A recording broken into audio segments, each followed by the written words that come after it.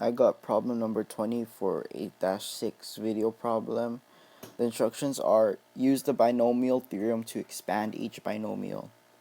So first off, before we start off the problem, we need to know the formula for it. And this is the standard formula. A plus b to the nth power equals the sigma combination of n and k times a to the n minus k power times b to the k power. So I'll explain what the variables mean. A and B are your terms, so in this case we'll be using P and Q. N is your exponent. This sigma is what we follow in using the binomial formula. N is the same number as your exponent, as you can see, and K equals 0 is just the standard. If you look at this parentheses right here, this is what will be turning into combination. The N is your N in the formula and your K is your R.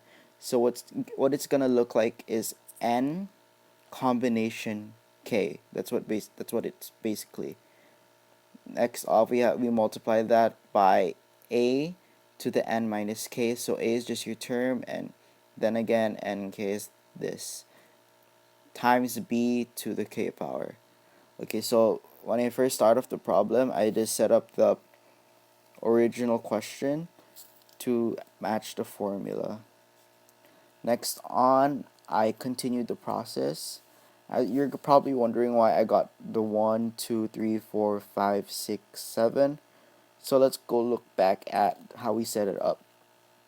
So you know the n and k values here, right?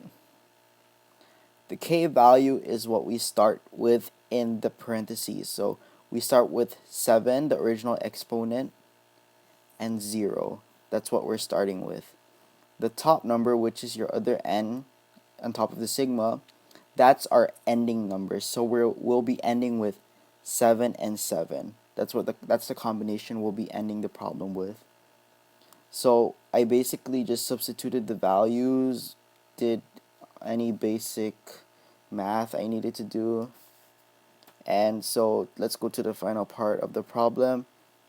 So my final answer was p to the 7th, q to the 0. I could have simplified that just to p to the 7th, plus 7 p to the 6th power q, plus 21 p to the 5th q squared, plus 35 p to the 4th q cubed, plus 35 p cubed q to the 4th, plus 21 p squared q to the 5th, plus 7 p q to the 6th, plus q to the 7th power. And this is our final answer.